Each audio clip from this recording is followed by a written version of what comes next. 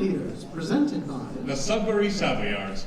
Please silence any noise-making Devices, and please be courteous if you are using a device to access the playbill or assisted. listening services, as the Light from your device may, disrupt those around you. In case of an emergency, please, note the 2 exits behind you. you and the one on the right by, The stage. Restrooms are located in the lobby across the from concession table. Actors will be using the aisles during the performance, so we request You remain seated throughout and keep the aisles clear. Please use caution should exiting auditorium during the show. become necessary. Thank you and Benvenuti to the Gondoliers.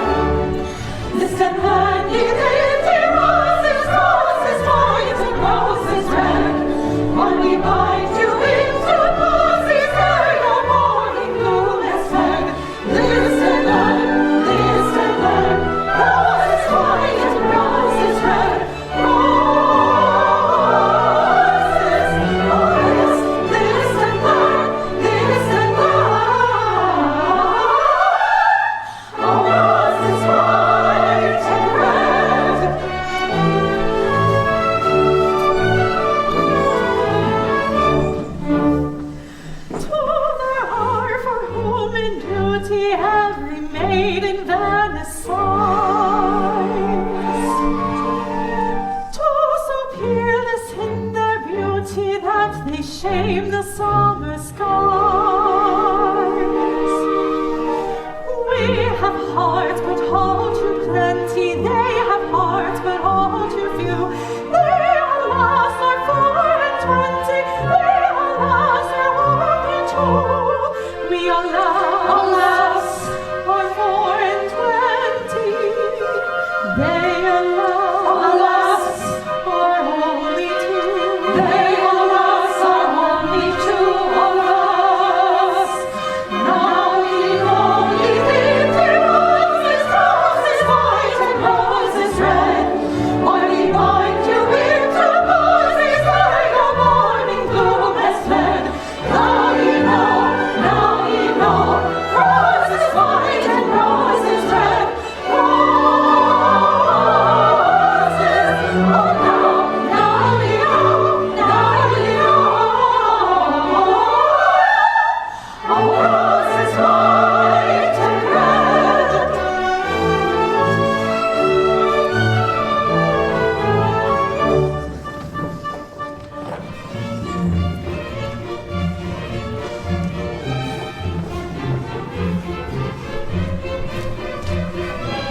Tomorrow, pretty maid, how can I tell you look what is happening here? Tell the story. Our poor angels have been lonely, the pink and pale on the Gondoliers. They're coming here, as we have heard, but lately to choose two brides from us who sit sedately. Do all you maidens love them? Passionately.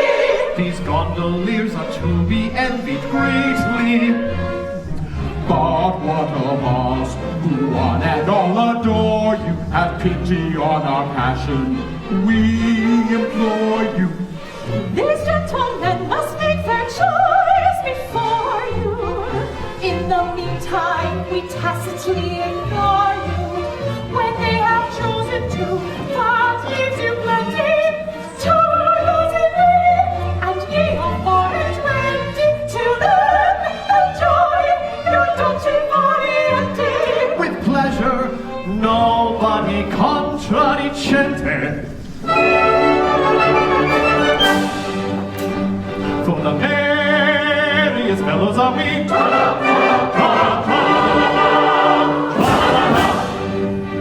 That fly on an emerald sea.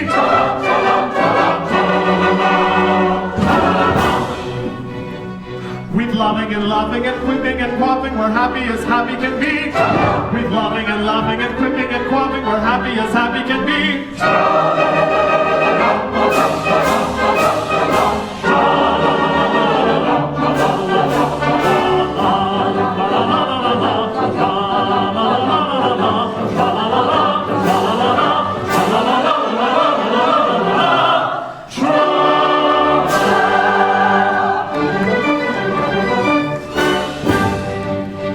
With sorrow we've nothing to do.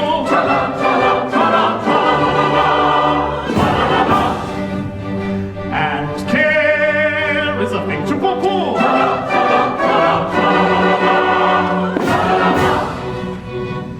And jealousy, hello, unfortunate fellow, we drown in the shimmering blue. And jealousy, hello, unfortunate fellow, we drown in the shimmering blue.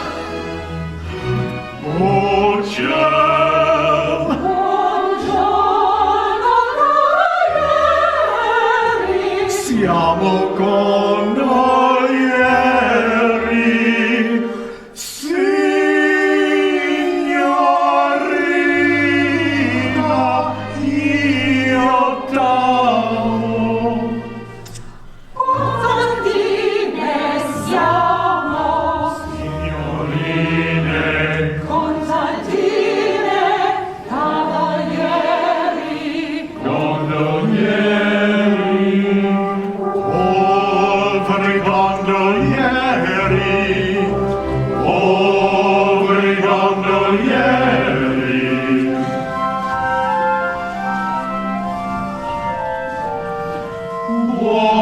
Buongiorno, signorine. Gondolieri carissimi, siamo contadine. Servitori umilissimi.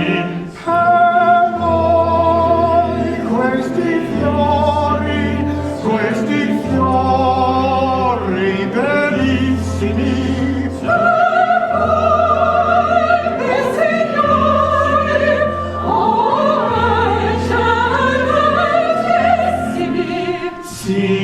Signorine, Contadine, cavalieri, gondolieri.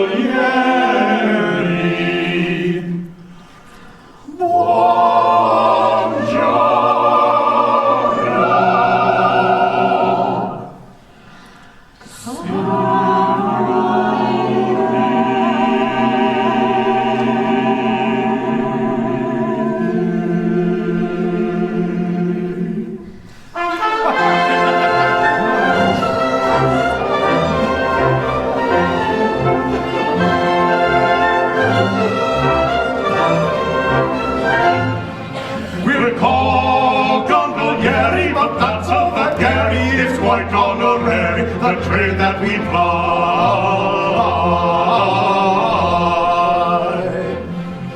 For gallantry noted, since we were sharp-coated, to beauty devoted, just like they and I.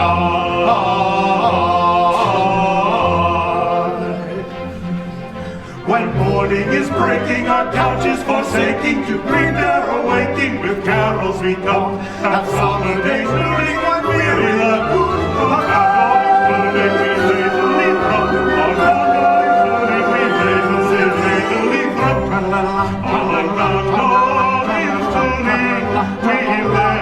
Our alloys floating we lazily from.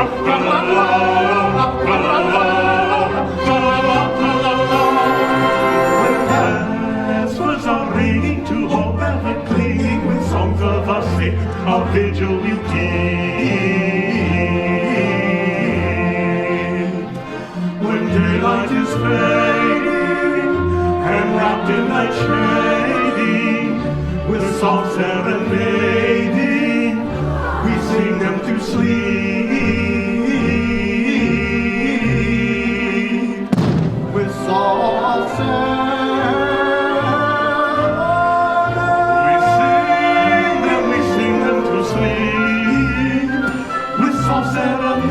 we sing them to sleep. We are called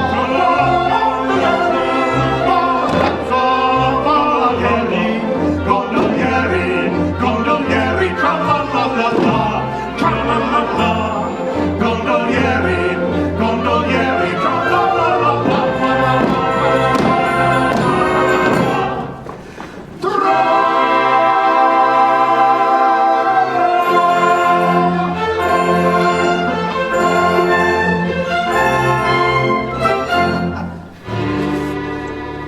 And now to choose our brides. As all are young and fair and amiable besides, we really do not care a preference to declare. A bias to disclose would be indelicate, and therefore we propose to let impartial fate select for us a mate. a bias to disclose would be indelicate.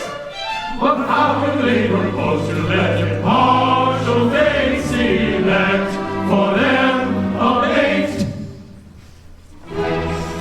These handkerchiefs upon our eyes be good enough to bind. And take good care that both of us are absolutely blind.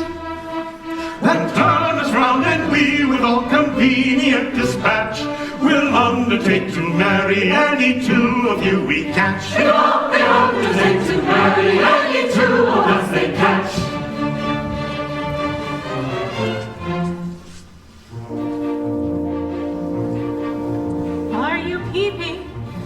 you see me? Dark I'm keeping, dark and dreamy. If you're blinded, truly say so. All right-minded players play so. Conduct shady, they are cheating, surely they deserve a beating. This too much is made, it's mocking, conduct such is truly shocking. You can sign and shut your eyes, you can sign and shut your eyes, you can sign and buy your eyes, you can see some don't tell me so, you can see some don't tell me so, that will do no let it be so, that will do no let it be so.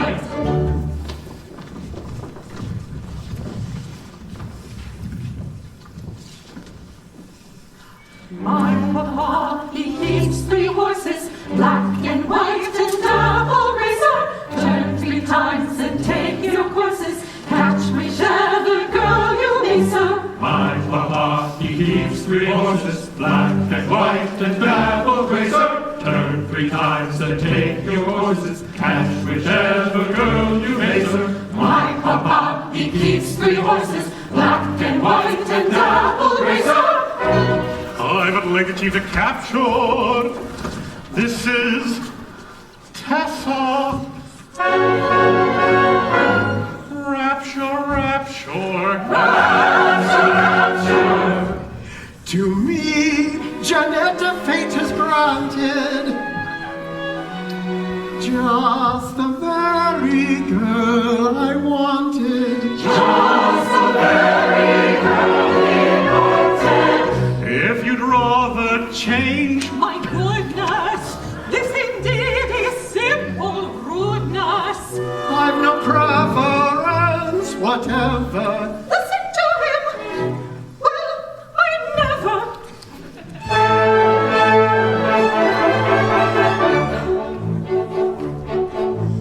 Thank you, gallant Gondolieri, innocent and for my pleasure. It is scarcely necessary to express a pleasure. Each of us to prove a treasure, conjugal and monetary, but they will devote our pleasure, gallant Gondolieri. Tra-la-la, tra-la-la, tra-la-la. Gay and gallant Gondolieri, take us both and hold us tightly. You have luck extraordinary, we might have been unsightly. If we judge your conduct rightly, 'twas a choice involuntary. Still we thank you most politely, gay and gallant Gondolieri. Tra-la-la-la-la-la, tra-la-la-la-la-la, tra-la-la-la-la-la-la-la-la-la-la-la.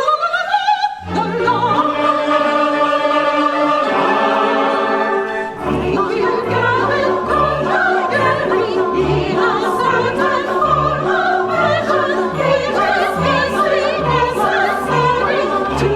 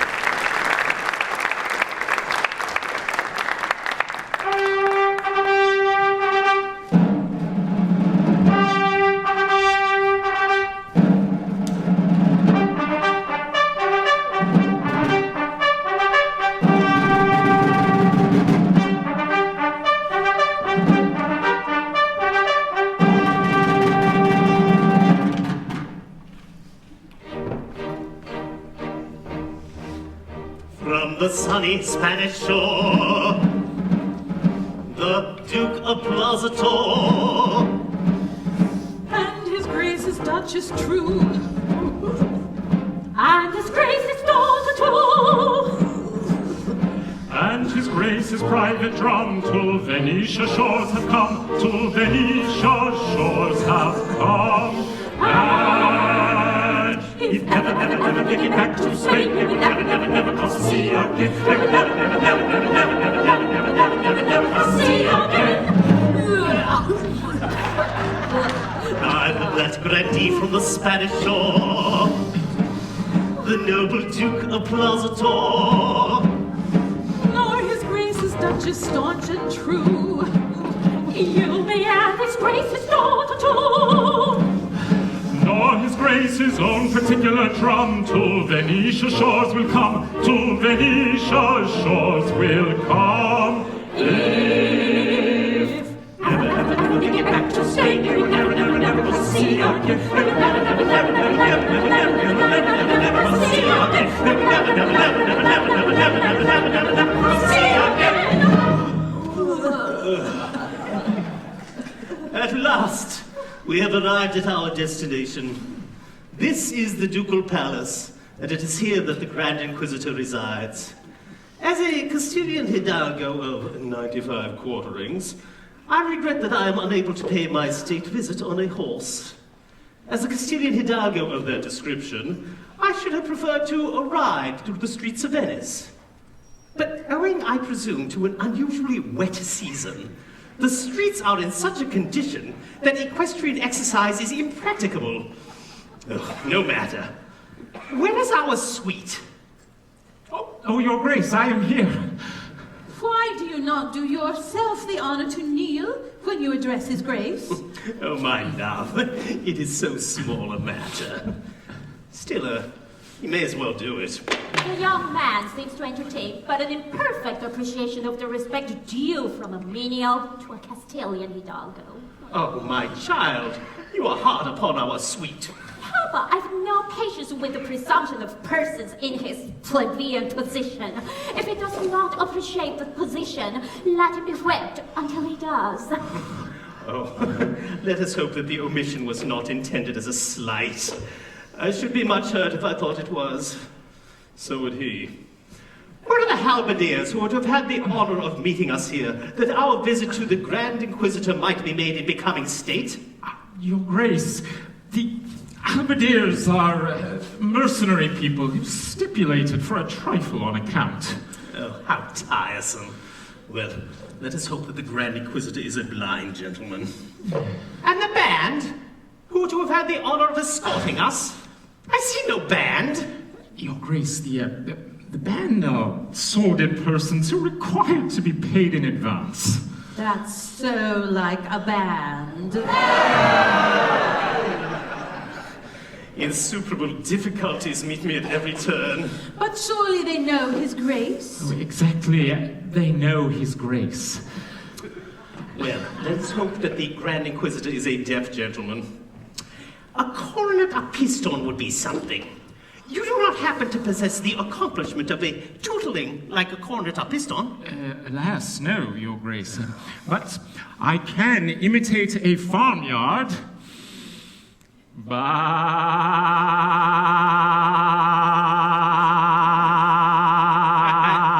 I don't see how that would help us. I don't see how we could bring that in. It does not help us in the least. We're not a parcel of graziers come to market. Don't. Oh, my child, our sweet feelings. Be so good as to ring the bell and inform the Grand Inquisitor that His Grace, the Duke of Plazatoro, Count Matadoro, Baron Picadoro, And sweet. have arrived in Venice and seek, Desire. Demand. and demand an audience. Your Grace has but to command. I felt sure of it. I felt sure of it. And now, my love, shall we tell her? I think so. And now, my love, prepare for a magnificent surprise. It is my agreeable duty to reveal to you a secret which should make you the happiest young lady in Venice. A secret. A secret which, for state reasons, it has been necessary to preserve for 20 years. When you were a prattling babe of 6 months old, you were married, by proxy, to no less a personage than the infant son and heir of His Majesty, the immeasurably wealthy King of Barataria. Married to the infant son of the King of Barataria. Was I consulted? Then it was most unpardonable liberty. Oh, consider his extreme youth and forgive him. Well, shortly after the ceremony, the misguided monarch abandoned the creed of his forefathers and became a Wesleyan Methodist of the most bigoted and persecuting type. Well, the Grand Inquisitor determined that that innovation should not be perpetuated in Barataria, caused your smiling and unconscious husband to be stolen and conveyed to Venice. Well, a fortnight since, the Methodist monarch and all of his Wesleyan court were killed in an insurrection. And we are here to ascertain the whereabouts of your husband and to hail you, our daughter, as Her Majesty, the Queen of Barataria. Your Majesty? It is at such moments as these that one feels how necessary it is to travel with the full band. I, the Queen of Barataria, have nothing to wear. We are practically penniless. Well, that point has not escaped me. Although I am, unfortunately, in straitened circumstances at present, my social influence is something enormous. And a company, to be called the Duke of Plaza Toro Limited, is in course of formation to work me. An influential directorate has been secured, and I myself shall join the board after allotment. Am I to understand that Queen of Barataria may be called upon at any time to witness her honored sire in process of liquidation? The speculation is not exempt from that drawback. If your father should stop, it will, of course, be necessary to wind him up. It's so undignified, it's so degrading. A grandee of Spain turned into a public company. Such a thing was never heard of. My child, the Duke of Plaza Toro does not follow fashions. He leads them. He always leads everybody. When he was in the army, he led his regiment. He occasionally led them into action. He invariably led them out of it.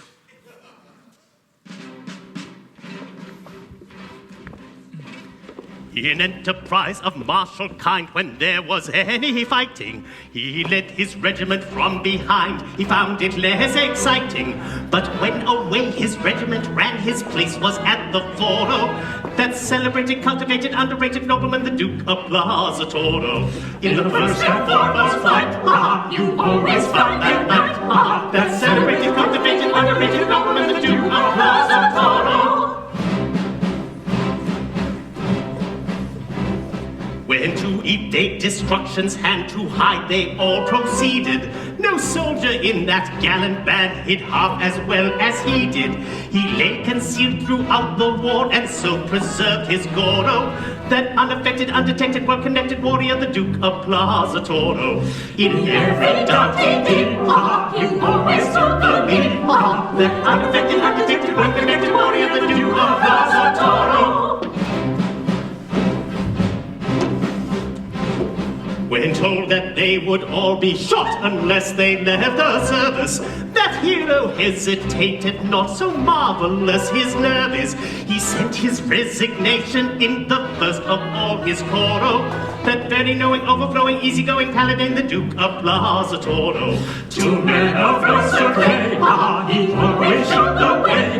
That very knowing, overflowing, easygoing paladin, the Duke of Plaza Toro. That very knowing, overflowing, easygoing paladin, the Duke of Plaza Toro.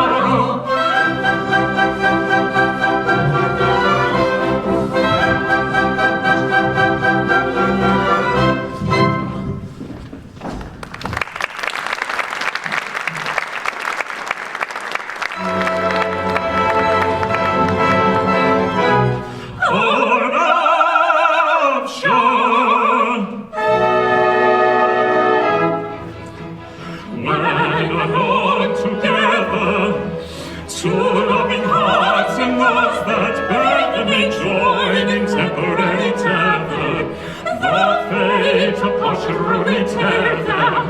Necessity, invention's mother, compelled me to a course of fame. But left alone with one another, I made atone for my disdaining.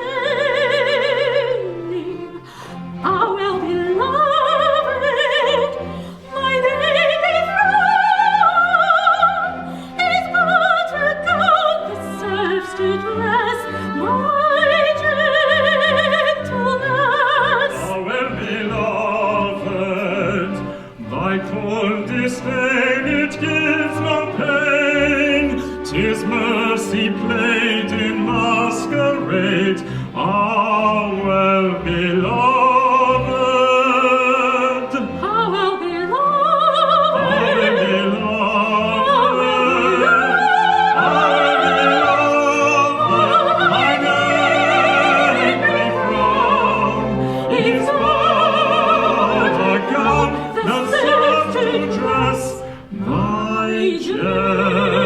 gentleness.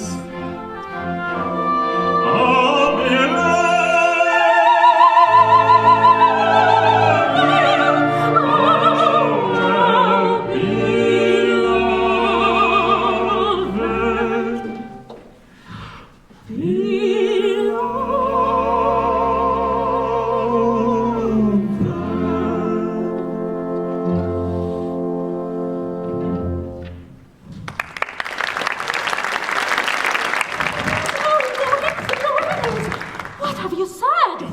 What have I done? What have I allowed you to do? Nothing. I trust that you will ever have reason to repent. Nay, Louise, it may not be. I have embraced you for the last time.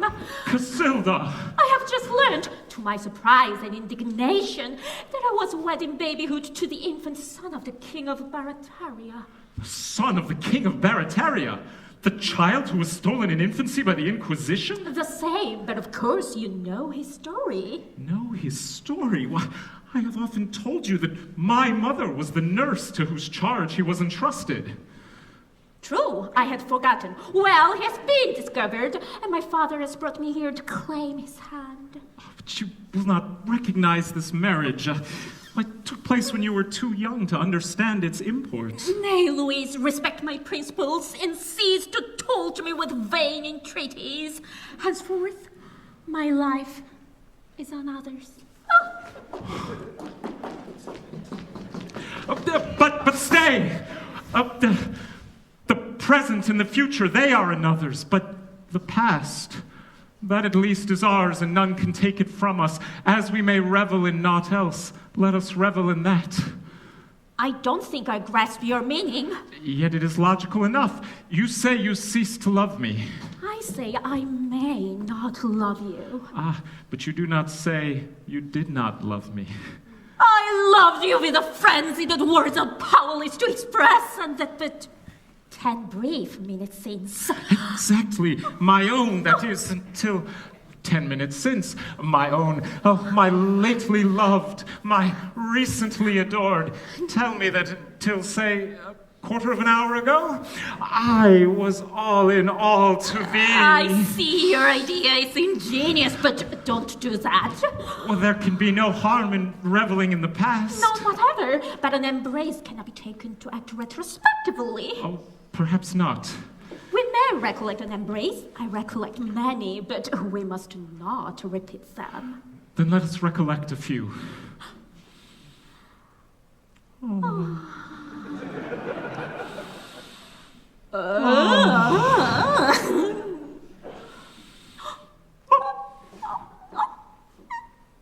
Casilda, you were to me as the sun is to the earth. A quarter of an hour ago. About that. And to think that, but for this miserable discovery, you would have been my own for life. Through life and death, a quarter of an hour ago. How greedily my thirsty ears would have drunk the golden melody of those sweet words a quarter. Well, a It's now about 20 minutes since. Yes, about that. In such matters, one cannot be too precise. And now our love, so full of life, is but a silent, solemn memory. Must it be so, Casilda? Louise, it must be so.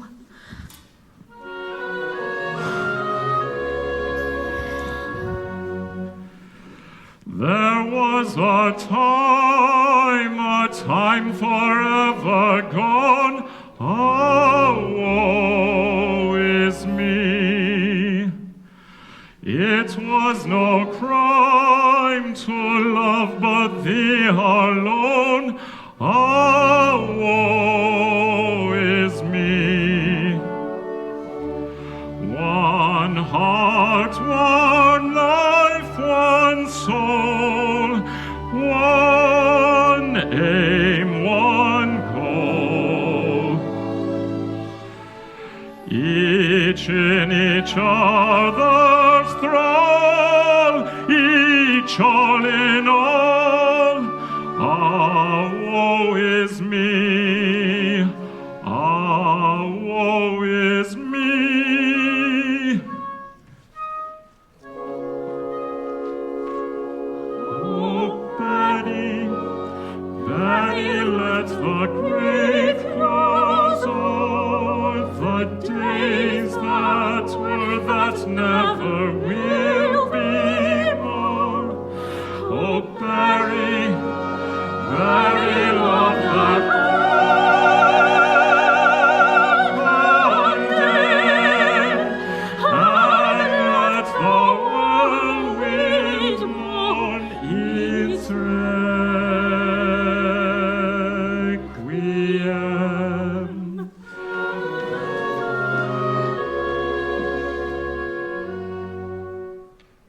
Down as the lost tears leaves us gathered flows, oh, woe is me.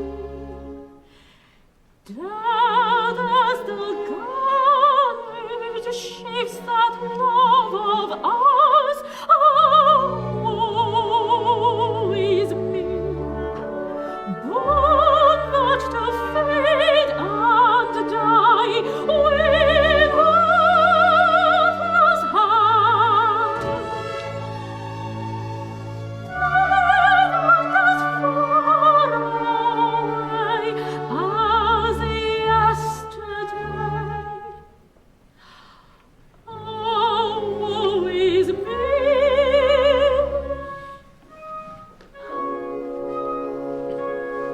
Oh, Betty, Betty, let the grave close o'er the days that were, that never will be more. Oh, bury, bury love that I condemn, and let the whirlwind mourn its requiem.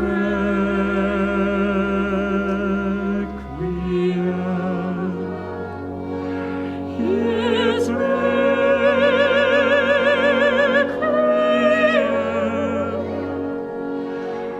Its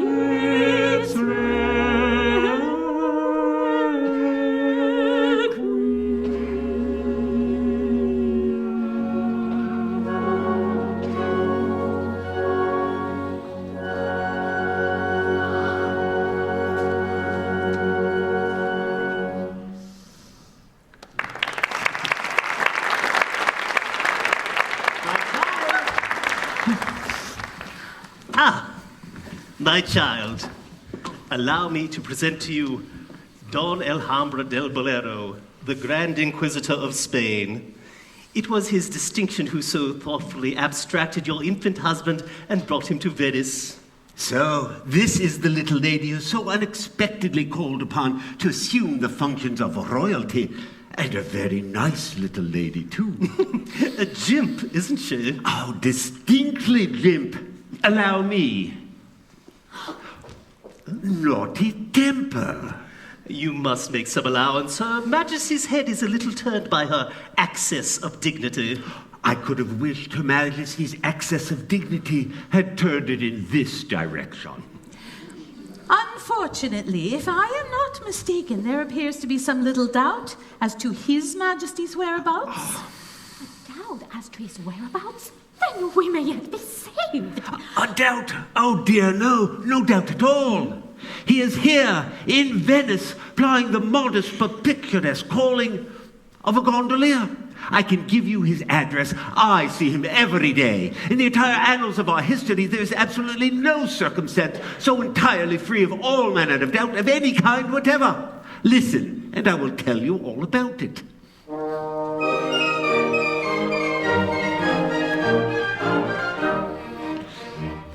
I stole the prince and I brought him here and left him gaily prattling with a highly respectable gondolier who promised the royal babe to rear and teach him the trade of a time or near with his own beloved prattling. Both of the babes are strong and stout and considering all things clever. Of that there is no manner of doubt, no probable possible shadow of doubt, no possible doubt whatever. No possible doubt whatever. But owing I'm much disposed to fear to his terrible days for tippling, that highly respectable gondolier could never declare with a mind sincere which of the babes was his offspring dear, and which the royal stripling, which was which he could never make out, despite his best endeavor. Of that there is no manner of doubt, no probable possible shadow of doubt, no possible doubt whatever. No possible doubt whatever. Time sped, and at the end of the year I sought that infant cherish. The highly respectable gondolier was lying a corpse on his humble bier. I dropped a grand inquisitor's tear. That gondolier had perished. A taste for drink combined with gout had doubled him up forever. Of that there is no manner of doubt, no probable possible shadow of doubt, no possible doubt whatever. No possible doubt whatever. The children followed his old career, that statement can't be parried. Of a highly respectable gondolier, well, one of the two will soon be here. But which of the two it is not quite clear. Is the royal prince you married, search in and out and round about, and you'll discover never a tale so free of every doubt, or probable possible shadow of doubt, or possible doubt whatever. A tale so free of every doubt, no probable possible shadow of doubt, no possible doubt whatever.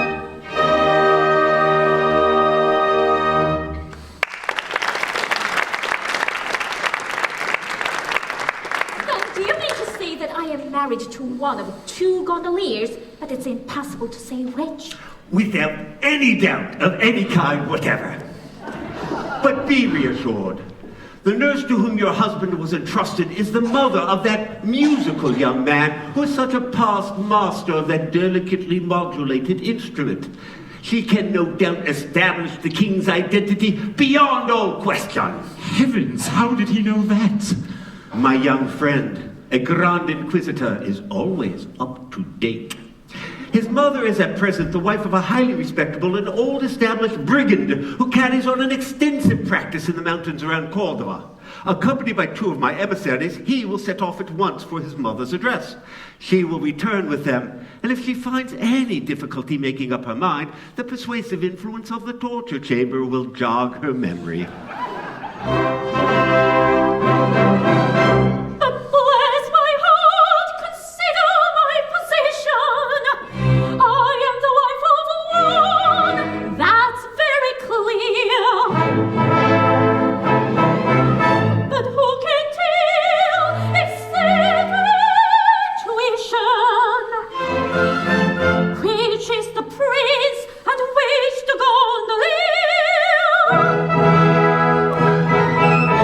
Submit to fate without unseemly wrangle. Such complications frequently occur. Life is one closely complicated tangle. Death is the only true unraveler. Tiring lifelong, we can never straighten out life's tangled skein. Why should we in vain endeavor guess and guess and guess again? Life's a pudding full of plums.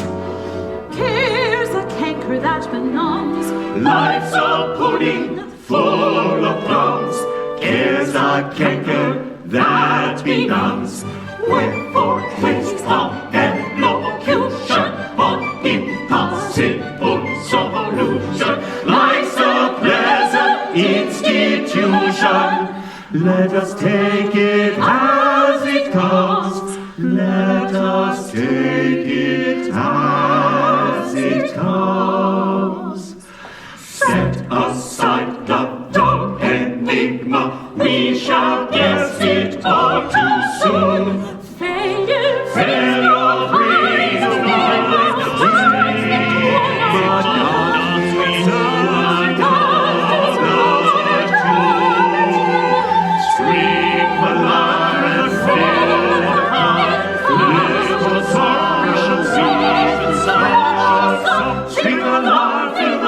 lest of sorrow we should sob.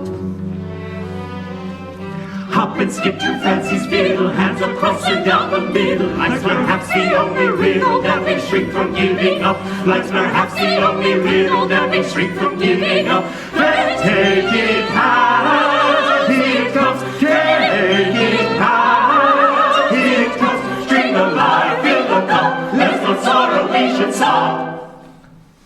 Take life as it comes.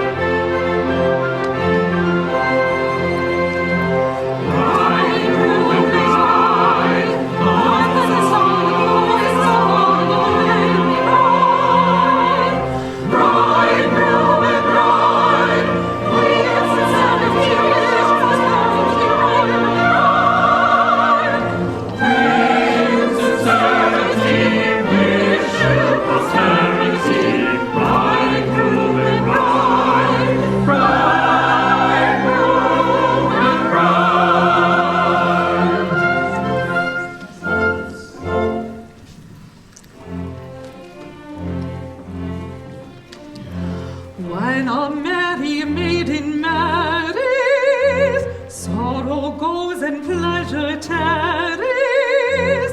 Every sound becomes a song. All is right and nothing's wrong. From today and ever after, all our tears be tears of laughter. Every sigh that finds a vent be a sigh of sweet content.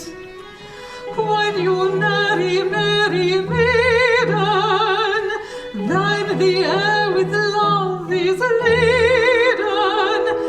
Every flower is a rose, every goose becomes a swan. Every kind of trouble goes where the last year's snows have gone.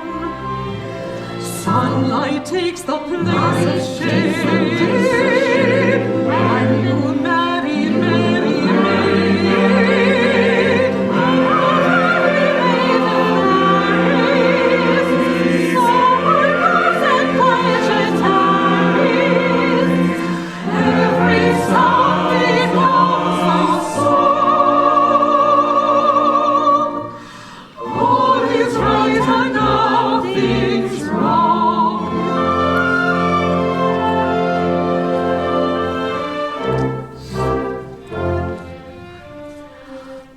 When a merry maiden marries, sorrow goes and pleasure tarries. Every sound becomes a song. All is right and nothing's wrong. Gnawing care and aching sorrow, get ye gone until tomorrow. Jealousies in grave array, ye are things of yesterday. When you marry, marry maiden, then the air with joy is laden. All the corners of the earth ring with music sweetly played. What is melodious mirth? Grief is joy in masquerade. Silent night is laughing day.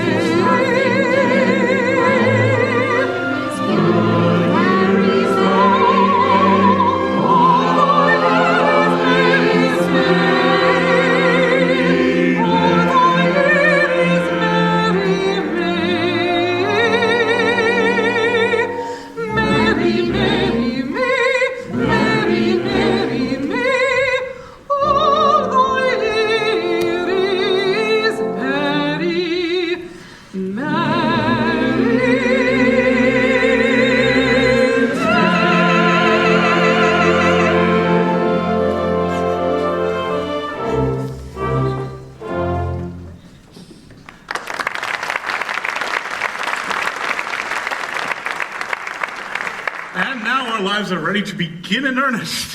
What is a bachelor? A mere nothing. A chrysalis. He can't be said to live. He exists. What a delightful institution marriage is. Why have we wasted all this time? Why didn't we marry 10 years ago? Because you couldn't find anybody nice enough. Because you were waiting for us. I suppose that was the reason we were waiting for you without knowing it. Hello. Good morning. If this gentleman is an undertaker, it's a bad omen. Ceremony of some sort going on? He is an undertaker. No, just a little informal family gathering. Nothing in your line. Somebody's birthday, I suppose. Yes, mine. And mine. And mine. And mine. Curious coincidence. And how old may you all be? It's a rude question, but about 10 minutes. Remarkably fine children, but surely you are jesting. Oh, in other words, we were married about 10 minutes since. Married? You don't mean to say you're married? Oh, yes, we are married. What, both of you? All four of us. Bless my heart. How extremely awkward. You don't mind, I suppose. You were not thinking of either of us for yourself, I presume. Oh, Giuseppe, look at him. He was. He's heartbroken. No, I wasn't. Now, my man, we don't want anything in your line today, and if your curiosity is satisfied, you can go. You mustn't call me your man. It's a liberty. I don't think you know who I am. Not we indeed. We are jolly gondoliers, the sons of Baptista Palmieri, who led the last revolution. Republicans heart and soul, we hold all men to be equal. As we abhor oppression, we abhor kings. As we detest vainglory, we detest rank. As we despise effeminacy, we despise wealth. We are Venetian gondoliers, your equals in everything except our calling, and at that at once your masters and your servants. Oh. Bless my heart. How unfortunate. One of you may be Baptisto's son for anything I know to the contrary, but the other is no less a person than the only son of the late king of Barataria. What? And I trust. It was that one who slapped me on the shoulder and called me his man. Wait, but which is it? What does it matter? As you are both Republicans and hold all kings in detestation, you'll abdicate at once. Good morning. There are kings and the kings. When I say I despise kings, I mean to say despise bad kings. Oh, I see. It's a delicate distinction. Quite so. Now, I can conceive of a kind of king, an ideal king, the creature of my fancy, you know, who would be absolutely unobjectionable, the kind of king who would abolish taxes and make everything cheap, except gondolas. And give a great many free entertainments to the gondoliers. And set off fireworks on the Grand Canal and engage all the gondolas for the occasion. And scramble money on the Rialto among the gondoliers. Such a king would be a blessing to his people. And if I were king, that's the kind of king I would be. And so would I. Come, I'm glad to find that your objections are not insuperable. Oh, they're not insuperable. No, they're not insuperable. Besides, we are open to conviction. Yes, they are open to conviction. Oh, they've often been convicted. Our ideas may have been hastily formed on insufficient grounds. They may have been crude, erroneous, ill-digested. I have a very poor opinion of the politician who isn't open to conviction. Oh, he's a fine fellow. Just the sort of politician for my money. Then we'll consider it settled. Now, as the country is in a state of insurrection, it is absolutely necessary for you to assume the reins of government at once. And until it is decided which of you is to be king, I've arranged for you to reign jointly, so that no question will arise hereafter as to the validity of your acts. As one individual? As one individual. Like this? Something like that. And may we take our friends with us and give them places about the court? Undoubtedly. That's always done. Well, I'm convinced. So am I. Then the sooner we're off, the better. Yes, we'll just run home and pack a few things. Oh, no, stop. That won't do. Ladies are not admitted. What? Not admitted. Not at present. Afterward, perhaps. We'll see. But you don't mean to separate us from our wives. This is very awkward. Only for a time. A few months. After all, what's a few months? But we've only been married half an hour.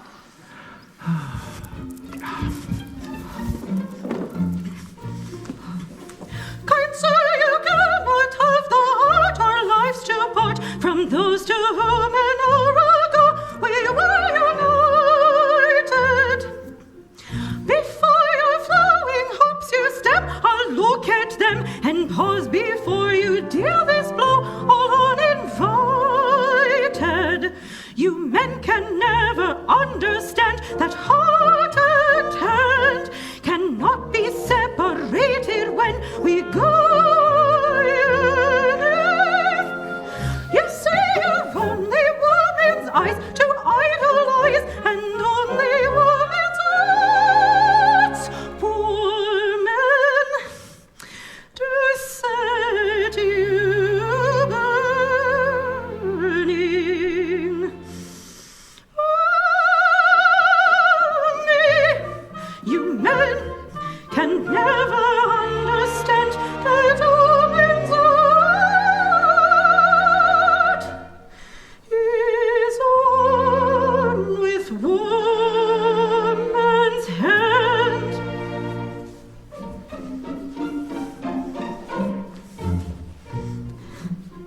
Some kind of charm you seem to find in womankind, some source of unexplained delight, unless you're jesting. But what attracts you, I confess, I cannot guess. To me, a woman's face is quite uninteresting. If from my sister I were torn, it could be borne. I should no doubt be horrified, but I could bear it. You say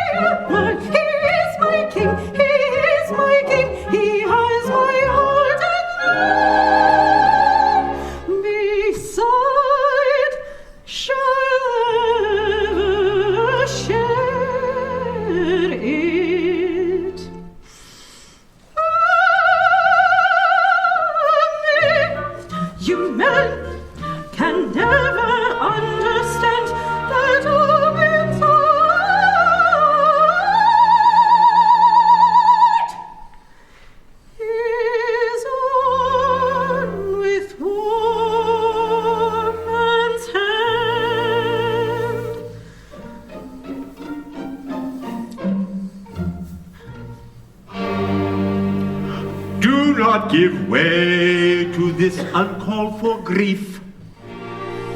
Your separation will be very brief. To ascertain which is the king, to which the other, to Barataria's court I'll bring his foster mother. Her former nursling to declare she'll be delighted. That settled, let each happy pair be reunited. Viva! His argument is strong. Viva! Will not be parted long. Viva! It will be settled soon. Viva! Then comes our honeymoon. Viva! Viva! Viva!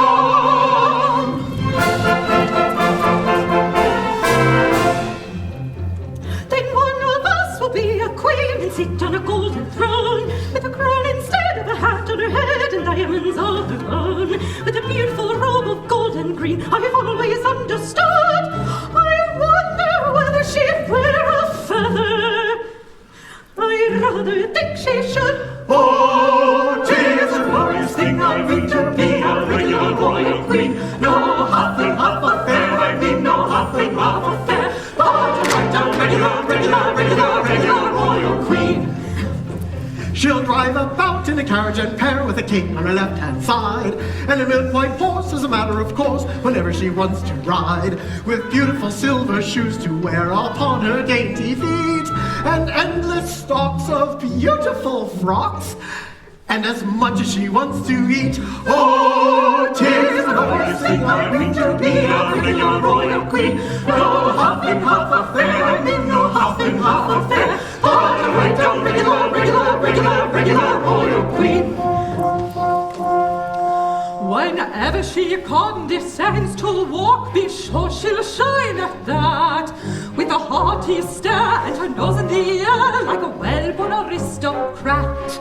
At elegant high society talk, she'll bear away the bell with her howdy-do and her how are you, and I trust I see you well. Oh, 'tis a glorious thing, I mean to be a regular royal queen. No huff and huff affair, I mean no huff and huff affair, but a right down regular royal queen. And noble lords will scrape and bow and double themselves in two, and open their eyes in blank surprise at whatever she likes to do.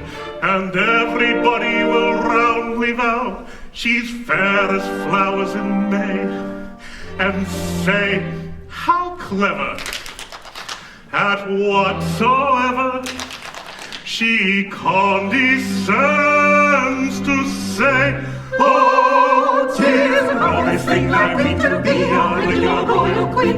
No huff and huff affair, I mean no huff and huff affair, but a right down regular royal queen. Oh, 'tis a glorious thing, I mean to be a regular royal queen. Right down regular royal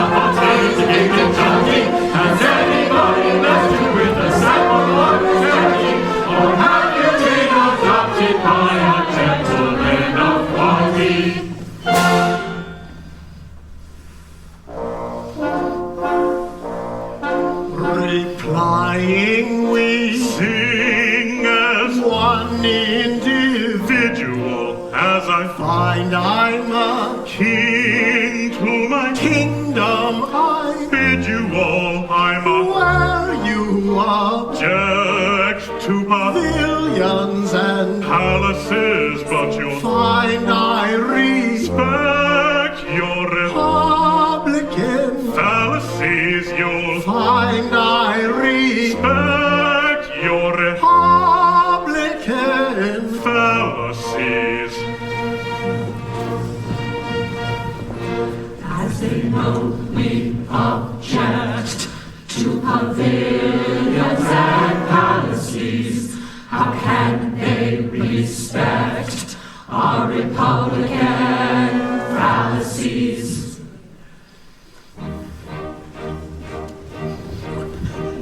For everyone who feels inclined, some post we undertake to find congenial with his frame of mind, and all shall equal be. The Chancellor in his peruke, the Earl, the Marquis, and the Duke, the groom, the butler, and the cook, they all shall equal be. The aristocrat who banks with coots, the aristocrat who hunts and shoots, the aristocrat who cleans our boots, they all shall equal be. The noble lord who rules the state, the noble lord who cleans the plate, The noble lord who scrubs the grate, they all shall equal be.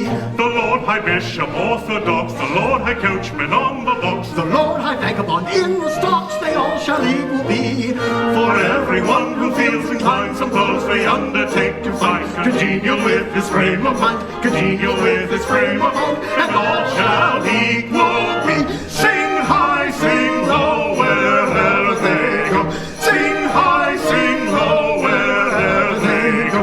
Wherever they go, wherever they go, they all shall equal be. Sing high, sing low, wherever they go. Sing high, sing low, wherever they go.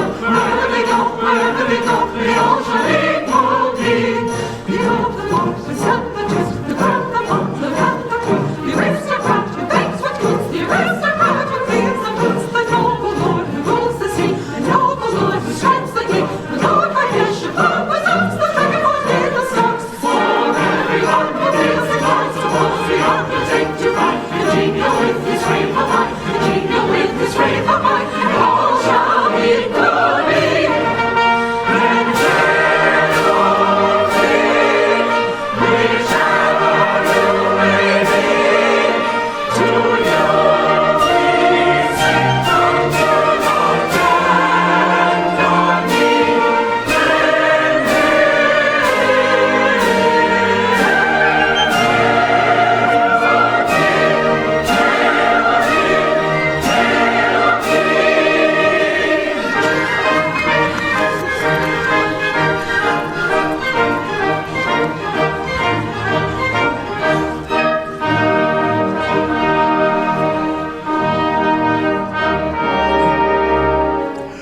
Come, let's away, our island ground awaits me. Conflicting feelings rend my soul apart. The thought of royal dignity elates me. But leaving thee behind me breaks my heart. Farewell, my love, on board you must be getting. But while upon the sea you nearly roam, remember that a heart for thee is fretting. The tender little heart you've left at home.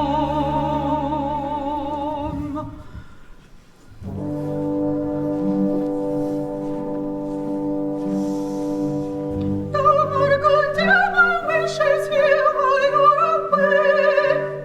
It's understood you will be good and not too gay. Of any trace of maiden grace you will be blind, and will not glance by any chance on womankind. If you are wise, you shut your eyes till we arrive, and not address a lady less than 45. You're brave to frown on every gun that you may see. I bid do not forget you married me.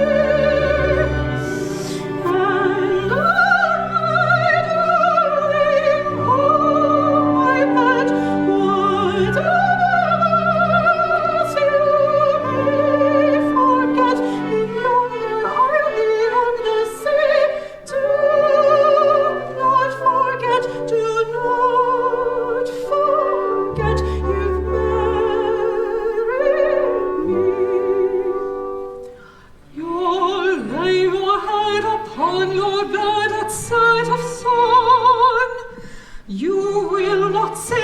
anything to anyone.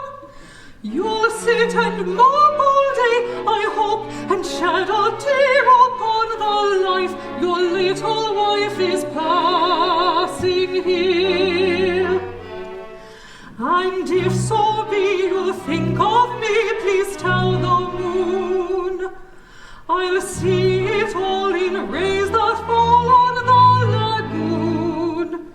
You'll be so kind as tell the wind how you may be, and send me words by little birds to comfort me. And oh my darling, oh my pet, whatever else you may forget, in yonder isle beyond the sea, do not forget you've married me.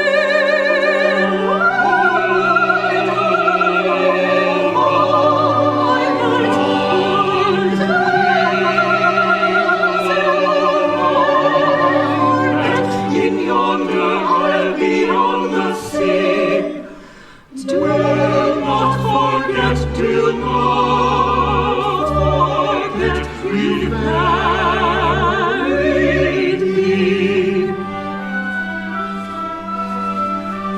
Oh, my darling, oh, my pet, in yonder isle beyond the sea, do not forget you've married me.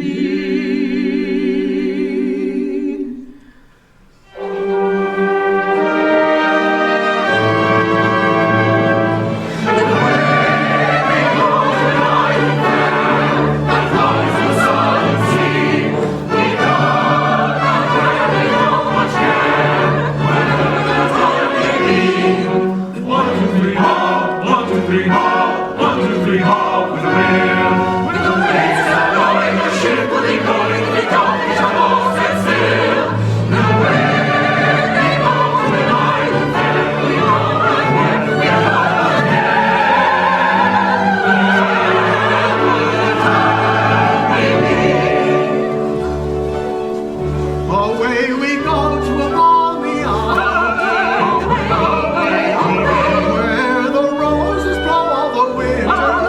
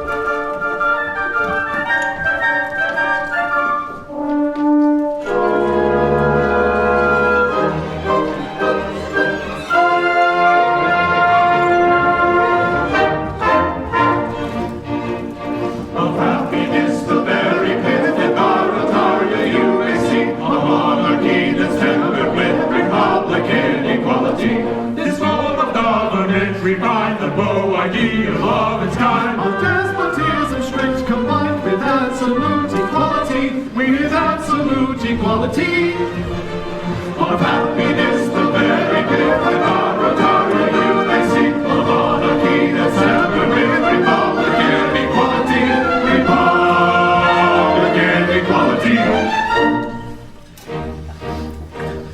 Two kings of undue pride bereft to act in perfect unity, whom you can order right and left with absolute impunity, who put their subjects at their ease by doing all they can to please. And thus to earn their bread and cheese seize every opportunity. And thus to earn their bread and cheese seize every opportunity. We act in perfect unity. We act in perfect unity.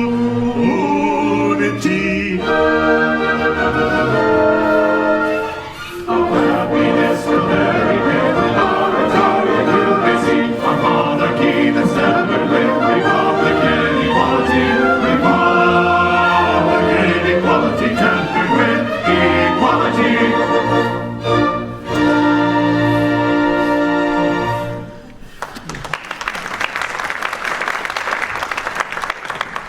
Gentlemen, we are much obliged for your expressions of satisfaction and good feeling.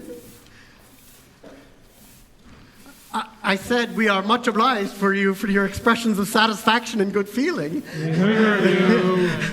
We are delighted at any time to fall in with such sentiments so charmingly expressed. At the same time, there's one little grievance we should like to ventilate. What? Don't be alarmed. It's not serious. Until it is determined which of us is the actual king, we are to act as one person. Exactly. Now, although we are to act as one person, we are, in point of fact, two persons. I don't think we can get into that.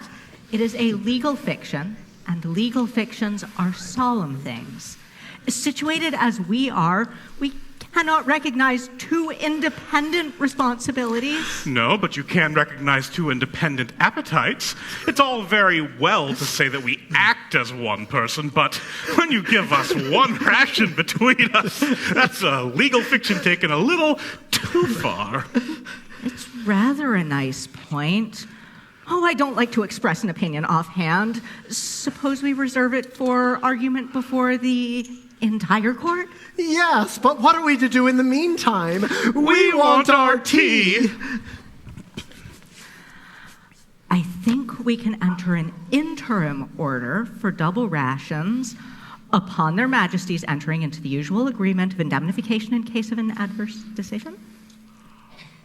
That I think will meet the case. But you must work hard. Stick to it. Nothing like work. Of course. We quite understand that anyone who holds the magnificent position of king ought to do something to justify it. We're called Your Majesty. We're allowed to buy ourselves magnificent clothes. Our subjects frequently nod to us in the street. The sentries always return our salutes. And we are given the inestimable privilege of leading the subscription lists to all the principal charities. In return for such advantages, the least we can do is make ourselves useful around the palace.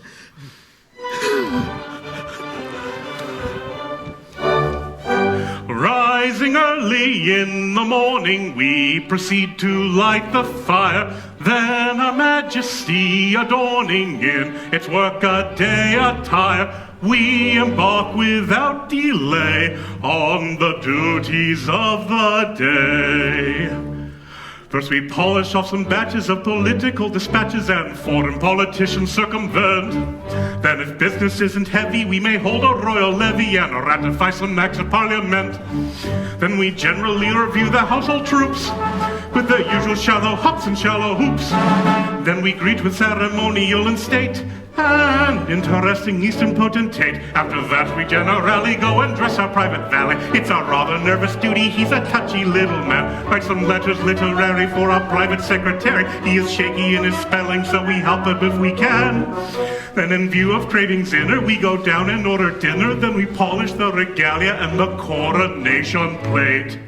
Spend an hour in titivating all our gentlemen in waiting while we run a little errand for the ministers of state.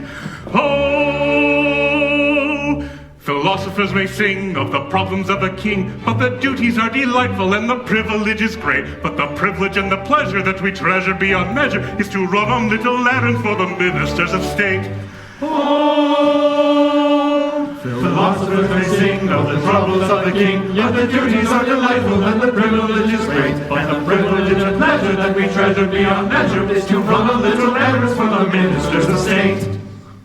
After luncheon, making merry on a bun and glass of sherry, if we've nothing in particular to do, we may make a proclamation or receive a deputation and then possibly create a peer or two.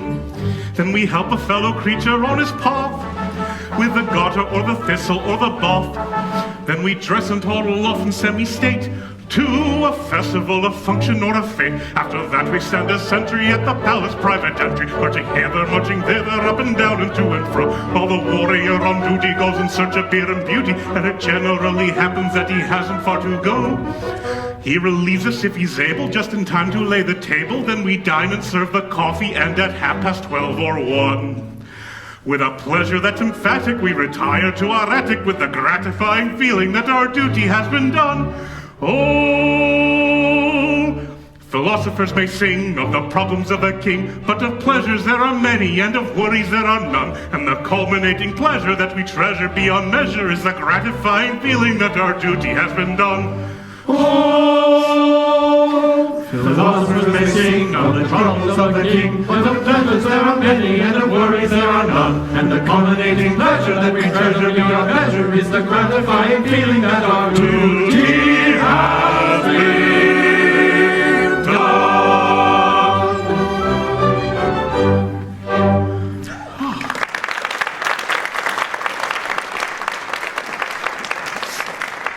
Yes, it is a very pleasant existence. They're all so singularly kind and considerate. You never hear them wanting to do this or wanting to do that or saying, "It's my turn now." It makes one feel quite selfish. It almost seems like we're taking advantage of their good nature. How nice they were about the double rations. Most considerate. There's only one thing wanting that would make us thoroughly comfortable. And that is? The dear little wives we left behind us 3 months ago. It is very dull without female society. We can do without everything else, but we can't do without that. And if we have that in perfection, we have everything. There's only one recipe for perfect happiness.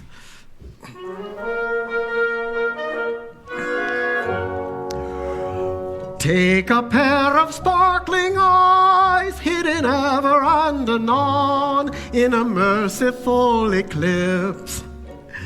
Do not heed their mild surprise, having passed the Rubicon. Take a pair of rosy lips. Take a figure trimly planned, such as admiration whets. Be particular in this. Take a tender little hand, fringed with dainty fingerets. Press it, in parentheses. Take all these, you lucky man. Take and keep them if you can, if you can. Take all these, you lucky man. Take and keep them if you can, if you can.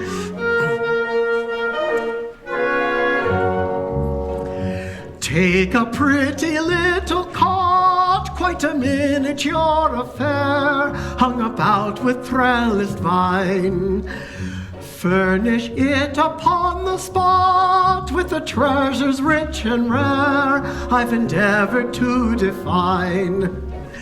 Live to love and love to live. You will ripen at your ease, growing on the sunny side. Fate has nothing more to give. You're a dainty man to please. If you're not satisfied,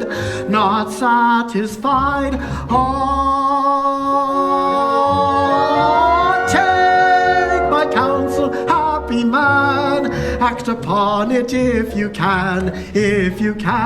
Take my counsel, happy man.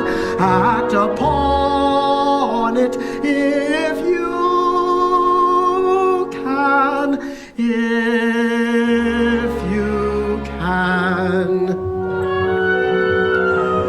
Take my counsel, happy man.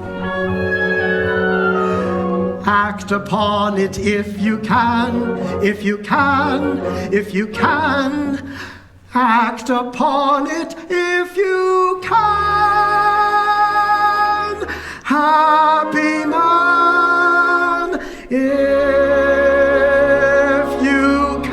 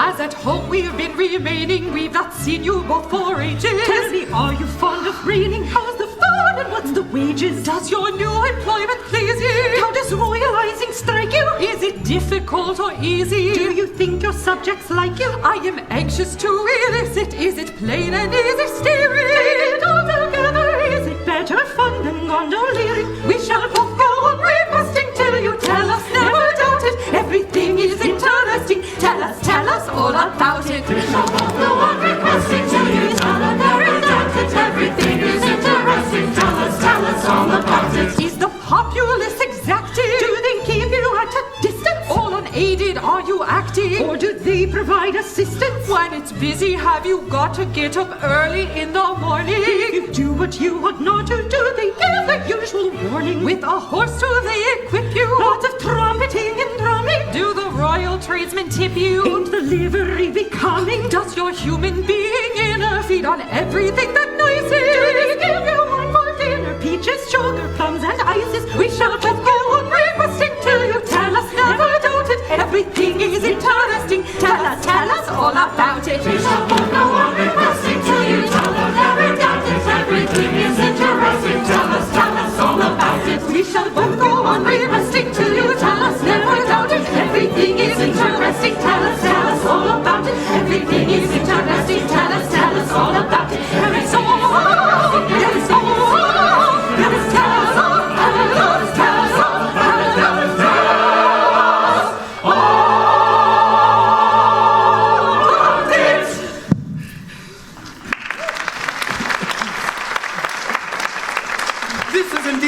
delightful surprise. Yes, we thought you'd like it.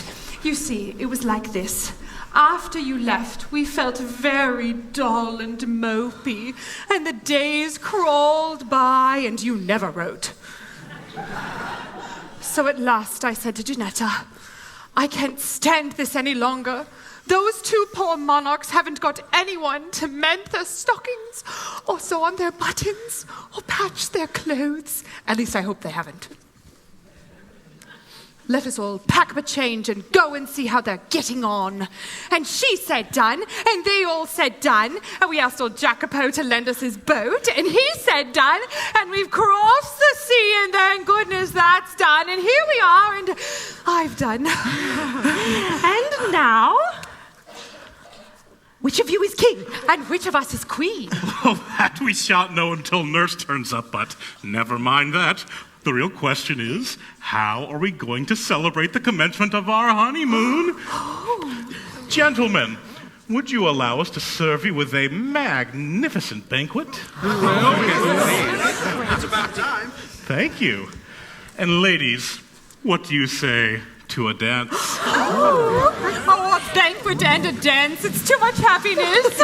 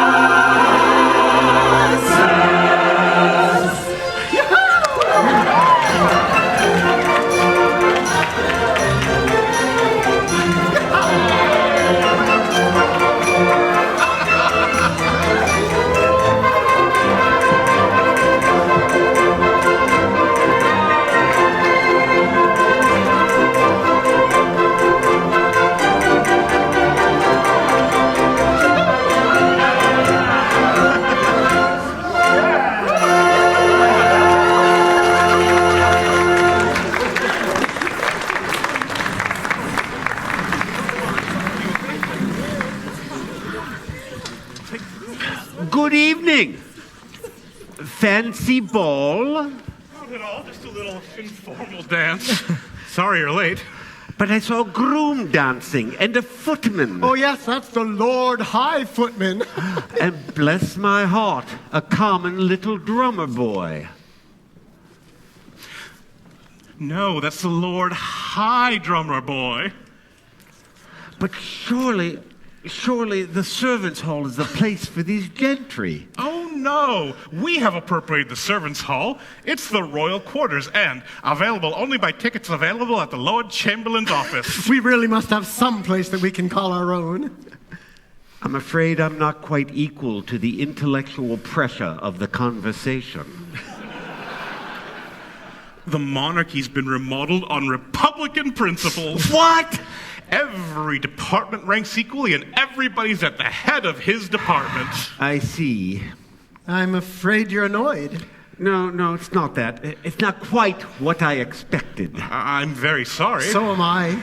By the by, can we offer you anything after your voyage? A plate of macaroni and a rusk? No, nothing. Oh, obliged to be careful. Yes, gout. You see, in every court there are distinctions that must be observed. There are there? Why, of course. For instance, you wouldn't have a Lord High Chancellor play leapfrog with his own cook. Why not? Why not? Oh.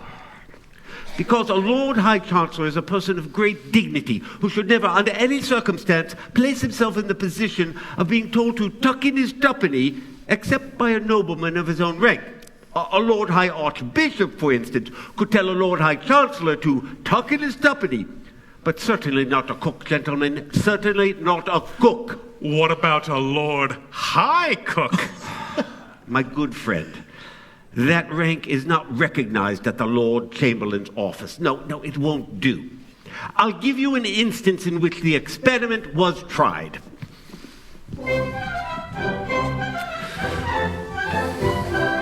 There lived a king, as I've been told, in the wonder-working days of old, whose heart was twice as good as gold, 20 times as mellow. Good temper triumphed in his face, and in his heart he held a place for all the erring human race, every wretched fellow. When he had relished wine to drink, it made him very sad to think that some had junket or a jink must be content with toddy. With toddy, must be content with toddy. He wished all men as rich as he, and he was rich as rich could be. So to the top of every tree promoted everybody. Now that's the kind of king for me. He wished all men as rich as he. So to the top of every tree promoted everybody.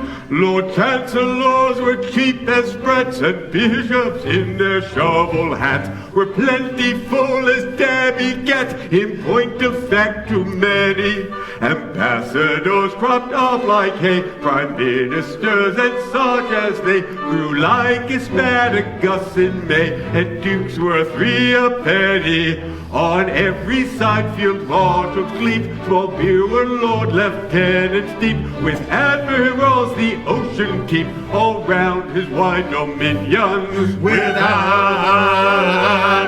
all round his wide dominions. And party leaders you might meet in 2s and 3s in every street, maintaining with no little heat their various opinions. Now that's a sight you couldn't beat. 2 party leaders in each street, maintaining with no little heat their various opinions. That king, although no one denies his heart was of abnormal size, yet he'd have acted otherwise if he had been acuter. The end is easily foretold when every blessed thing you hold is made of silver or of gold. You long for simple pewter when you have nothing else to wear but cloth of gold and satin rare. For cloth of gold you cease to care. Up goes the price of shoddy. Of shoddy, up goes the price of shoddy. In a short, whoever you may be, to this conclusion you'll agree. When everyone is somebody, then no one's anybody. Now that's as plain can be. To this conclusion we agree. When everyone is somebody, then no one's anybody.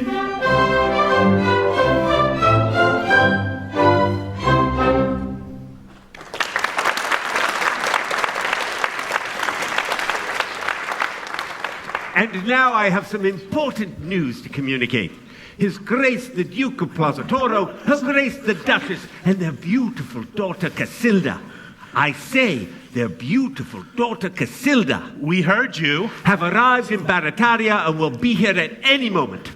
The Duke and Duchess are nothing to us. Oh, but the daughter, the beautiful daughter. You're a lucky dog, one of you. I think you're a very incomprehensible old gentleman. Oh, not a bit. I'll explain. Many years ago, when you, whichever you are, were a baby, you, whichever you are, were married to a little girl who has grown up to be the most beautiful young lady in Spain. That beautiful young lady will be here to claim you, whichever you are, in half an hour. And I congratulate that one, whichever it is, with all my heart. Marriage when a baby? But we were married 3 months ago. One of you. Only one. The other is an unintentional bigamist. What? I never. This is the most ridiculous thing I've ever heard. Who are these young people? Who? Oh, we? Why, their wives. Of course. We've just arrived. Their wives? Oh, dear. This is very unfortunate. Dear, dear. Oh, this complicates matters. Dear, dear, dear. What will Her Majesty say? Do you mean to say that one of these monarchs is already married? And that neither of us will be a queen? That is the idea I intended to convey.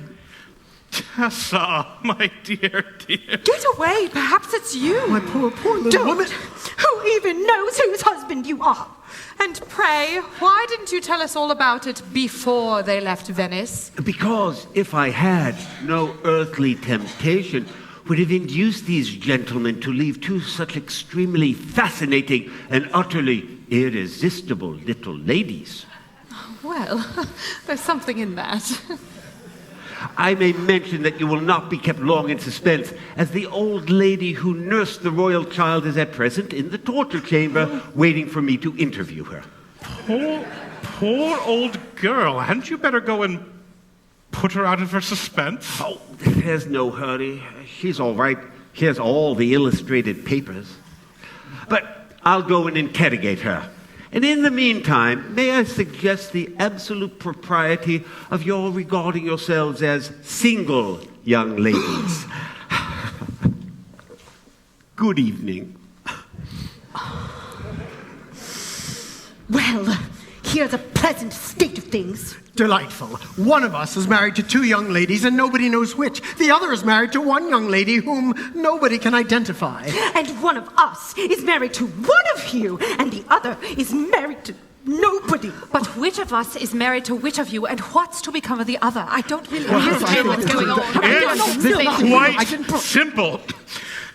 2 husbands have managed to acquire 3 wives. 3 wives, 2 husbands, that's 2/3 of a husband to each wife. Oh, Mount Vesuvius, here we are in arithmetic. My good sir, one cannot marry a vulgar fraction. You've no right to call me a vulgar fraction. Wait. We're getting rather mixed. The situation's entangled. Let's try and comb it out.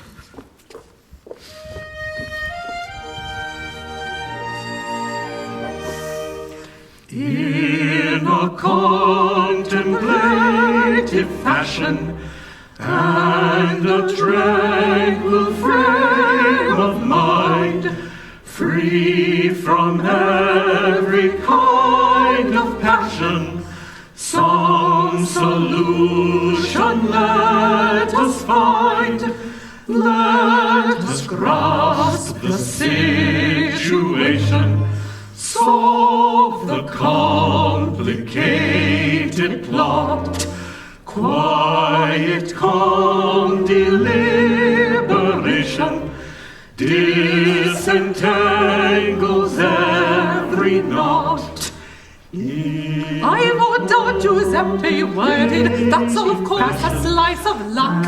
He's rather dunderheaded, still distinctly he's a duck. I have been to take you in Morgan married, that is clear.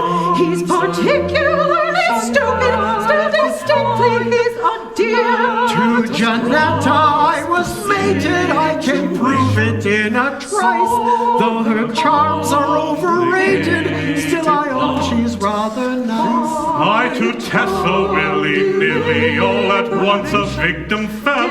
She is what is called a silly, still she answers pretty well. She's a silly, still she answers pretty well. Now when we were pretty babies, someone married us, that's clear. And if I can catch a picture and snatch her and send her away with a fleeing career. He whom that young lady married to deceiver can't refuse.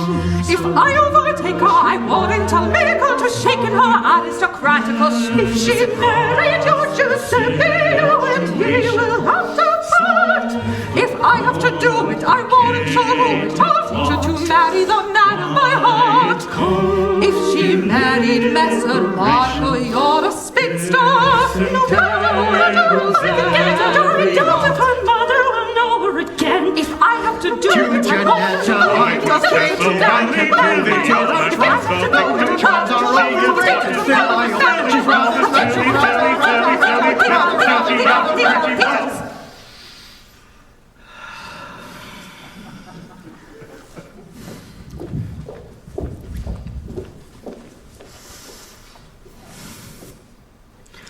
Quiet, calm deliberation disentangles every knot.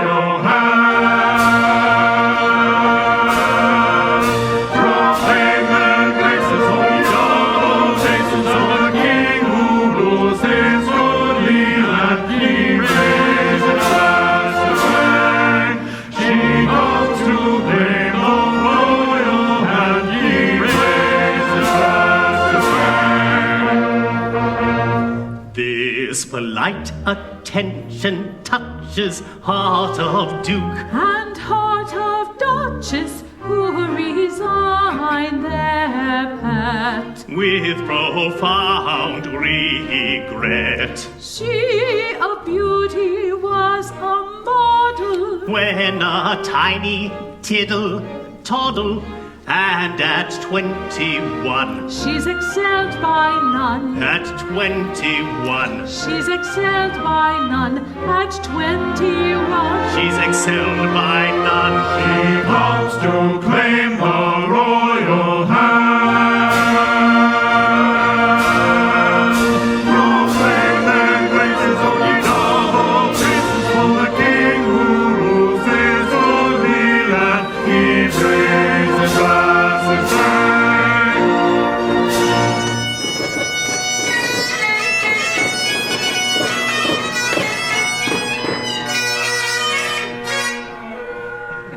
Get out!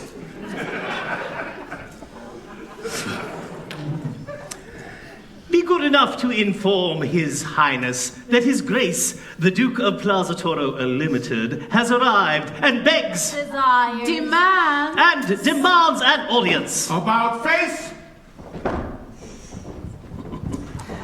And now, my child, prepare to receive the husband to whom you were united under such interesting and romantic circumstances.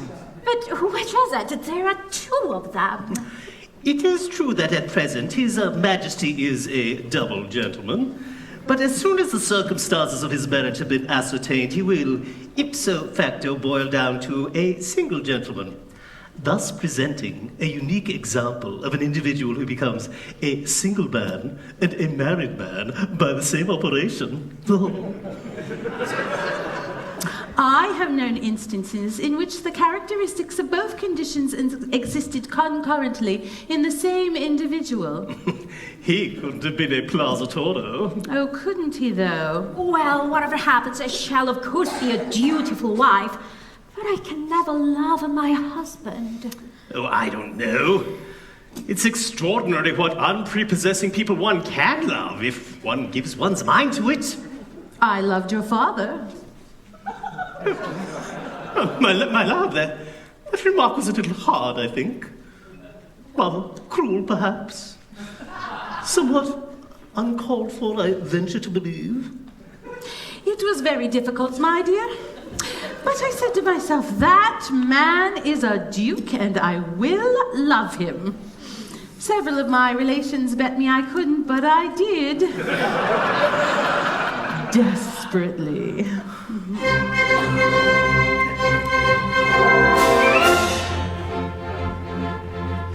On the day when I was wedded to your admirable sire, I acknowledge that I dreaded an explosion of his ire. I was overcome with panic, for his temper was volcanic, and I didn't dare revolt, for I feared a thunderbolt.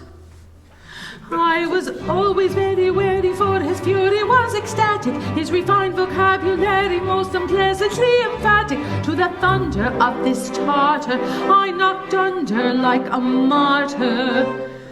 When intently he was fuming, I was gently unassuming.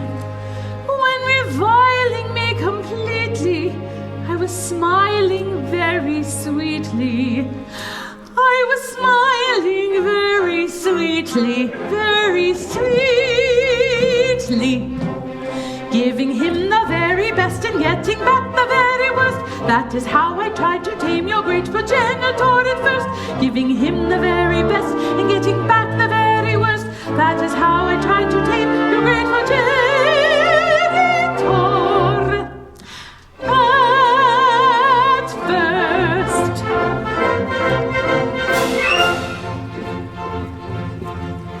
But I found that a reliance on my threatening appearance, and a resolute defiance of parental interference, and a gentle intimation of my firm determination to see what I could do to be wife and husband too, was the only thing required for to make his temper supple, and you couldn't have desired a more reciprocating couple. Every willing to be wooing, we were billing, we were cooing.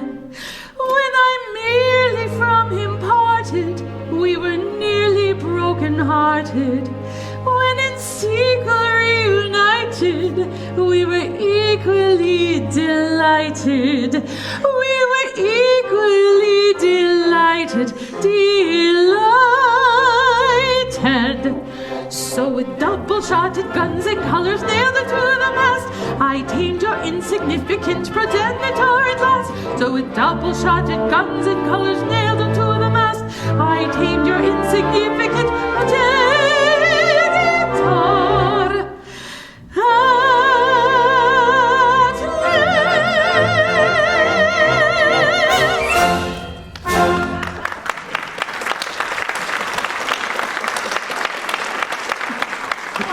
My only hope is when my husband sees what a shady family he has married into, he will repudiate the contract altogether.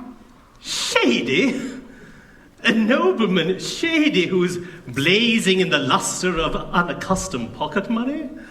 A nobleman shady who has acquired that pocket money through contributions freely given to him by his loyal inferiors? Oh, fie! Surely your majesty is unaware that directly your majesty's father came before the public, he was applied for over and over again. My dear, Her Majesty's father was in the habit of being applied for over and over again, and very urgently applied for too. And should our subjects wish to express their financially tangible appreciation to us in a vain attempt to improve their own pathetic social stations, who are we to spoil their happiness? To help unhappy commoners and add to their enjoyment affords a man of noble rank congenial employment. Of our attempts we offer you examples illustrative. The work is light, and I might add, it's most remunerative.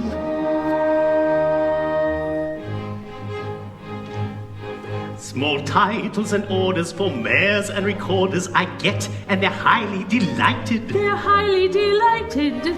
MPs baroneted, sham colonels gazetted, and second-rate aldermen knighted. Yes, aldermen knighted. Foundation stone laying I find very paying. It adds a large sum to my makings. Large sum to his makings. At charity dinners, the best of speech spinners, I get 10% on the takings. 1/10 of the takings.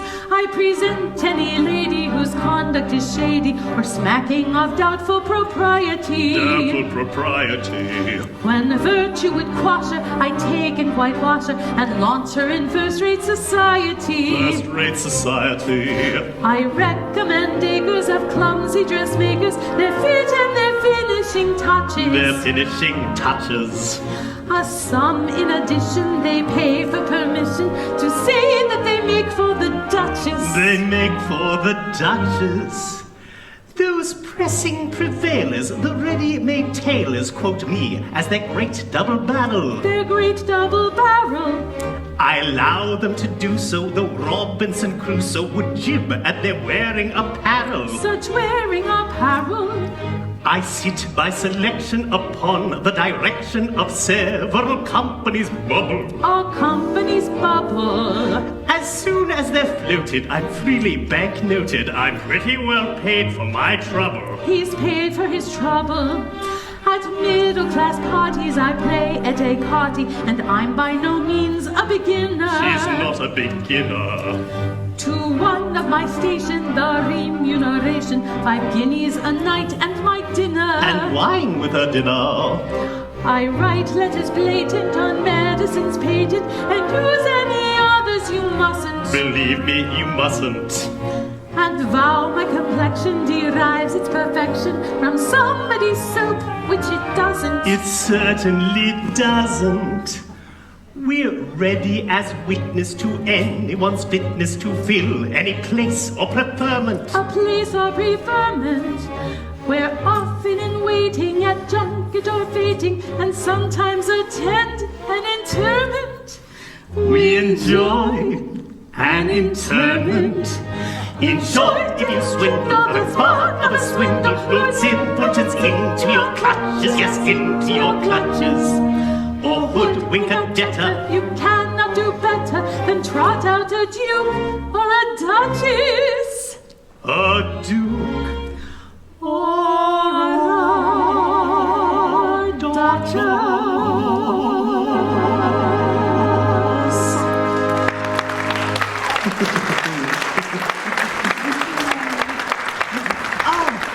Their Majesties. Your Majesty. The Duke of Plaza Toro, I believe. The same. Allow me to present... Oh, the young lady one of us married. Gentlemen, I am the most obedient servant of one of you. Louise! I am now about to address myself to the gentleman whom my daughter married. The other may allow his attention to wander if he likes, for what I am about to say does not concern him. Sir, you will find in this young lady a combination of excellences which you would search for in vain in any young lady who had not the good fortune to be my daughter. There seems to be some little doubt as to which of you is the gentleman I am addressing and which is the gentleman who is allowing his attention to wander. But when that doubt is solved, I shall say, still addressing the attentive gentleman, take her, and may she make you happier than her mother has made me. Sir? If possible. And now, there is a little matter to which I think I am entitled to take exception. I come here in state with Her Grace the Duchess and Her Majesty my daughter, and what do I find? Do I find, for instance, a guard of honor to receive me? No.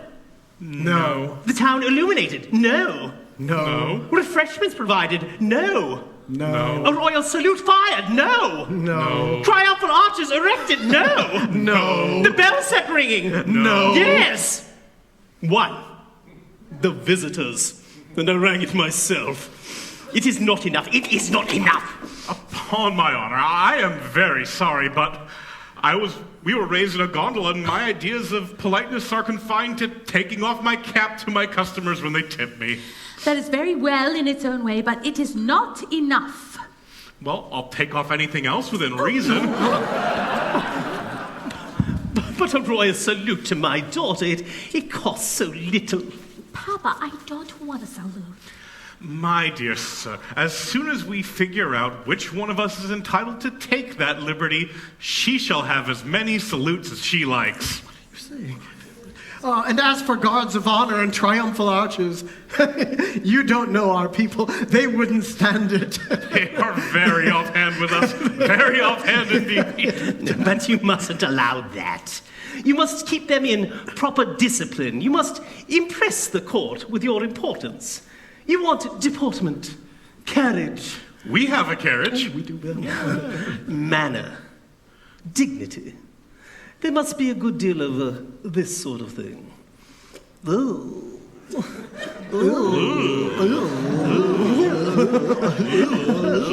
And perhaps a little of this sort of thing.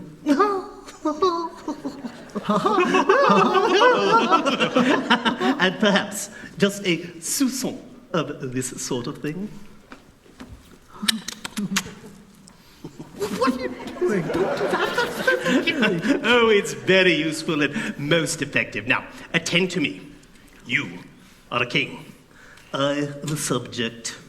Very good.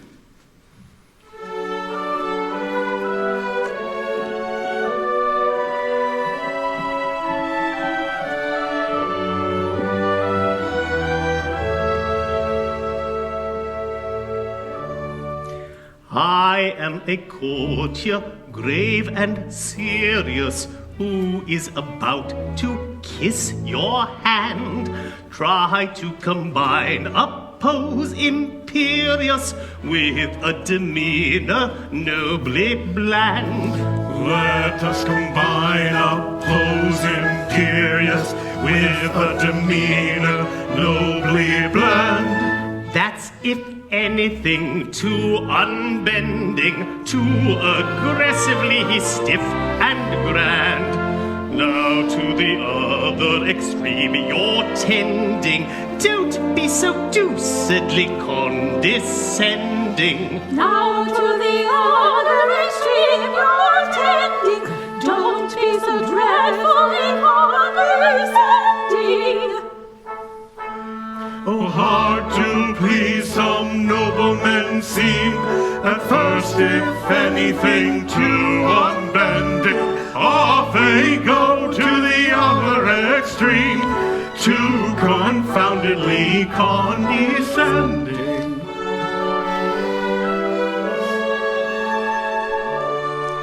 Now a gavotte perform sedately, offer your hand with conscious pride.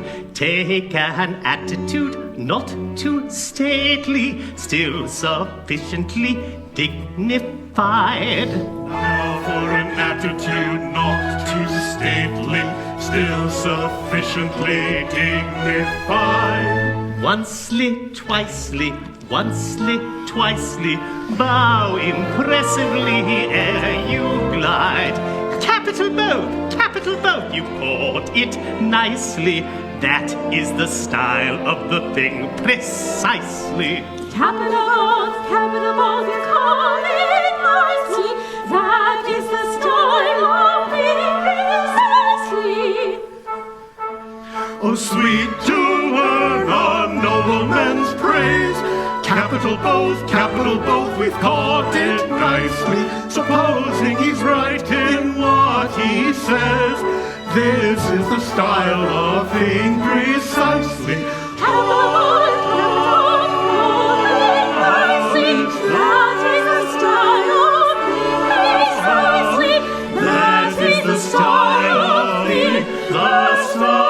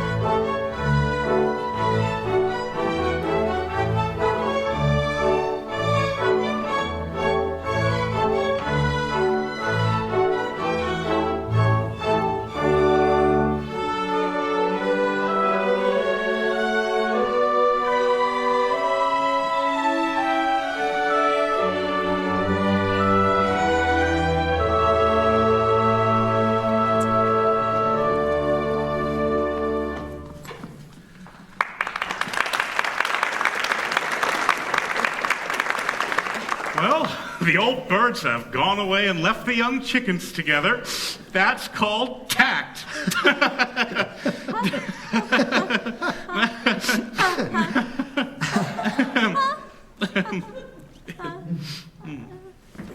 This is very awkward. We really ought to tell her how we're situated. It's not fair to the girl. Then why don't you do it? I'd rather not. You. Well, I don't know where Just to say- begin. just start with just.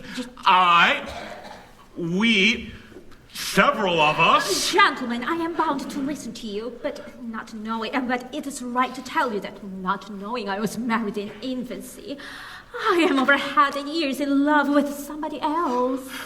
Our case exactly. We are over head and ears in love with somebody else too. In point of fact, our wives. Your wives? That you are married? It's not our fault. We knew nothing about it. We are sisters in misfortune. My good girls, I don't blame you. Only before we go any further, we must arrive at some satisfactory arrangement, or we shall get hopelessly complicated.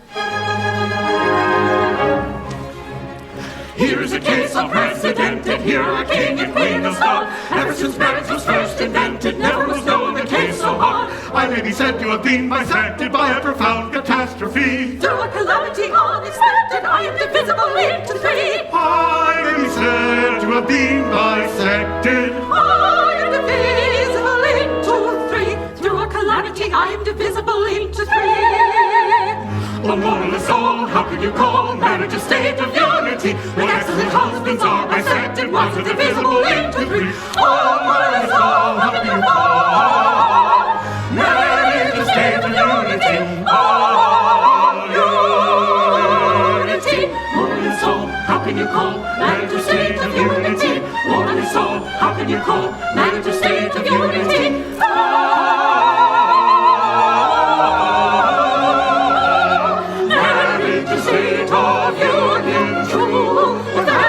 Myself as married to her of ye. Are you?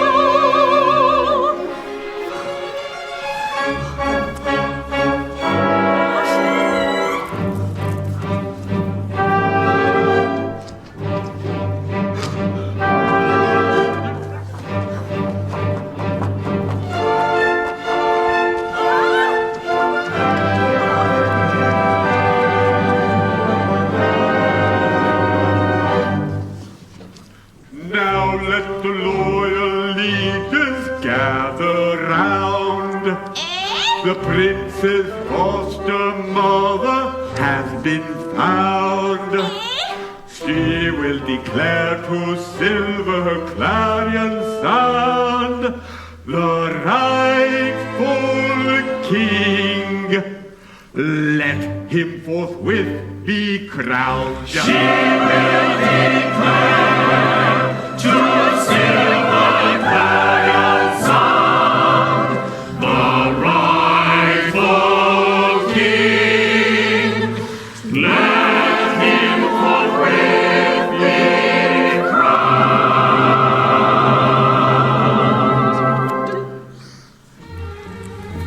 Speak, woman, speak. We're all attention. The news we seek. This moment mentions no His foster mother. Is he the king? Or this my brother? Speak, woman, speak. Speak, woman, speak.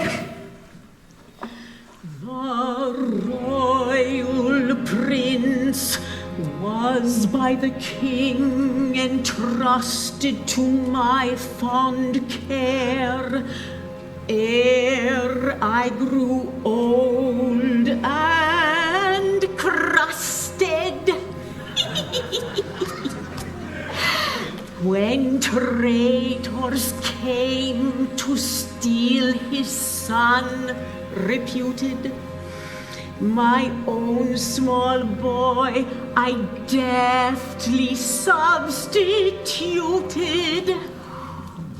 The villains fell into the trap completely.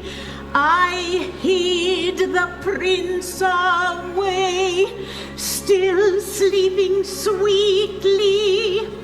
I called him son with pardonable slyness. His name,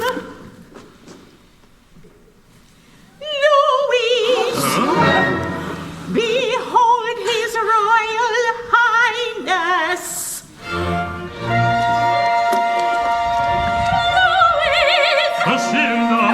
Is this indeed the king? Oh, wondrous revelation! Oh, unexpected thing, uncalled situation. This statement we receive with sentiments conflicting, our hearts rejoice and grieve, each other contradicting. To those whom we adore, we can be reunited on one point rather sore, but on the whole, delighted. When others claimed thy dainty hand, I waited, waited, waited. As prudence, so I understand, dictated, tated, tated. By virtue of olive recorded, coded. Your pure and patient love is now rewarded, wooded. Then hail, O King of the golden land, and the high-born bride who claims his hand. The past is dead, and you gain your own, a royal crown and a golden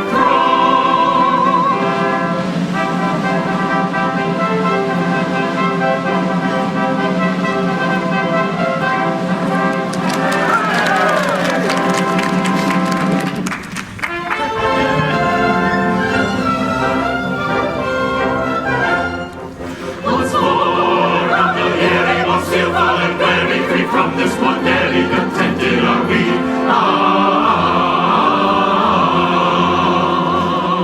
From royalty flying, our gondolas flying, and merrily crying our Primisahi.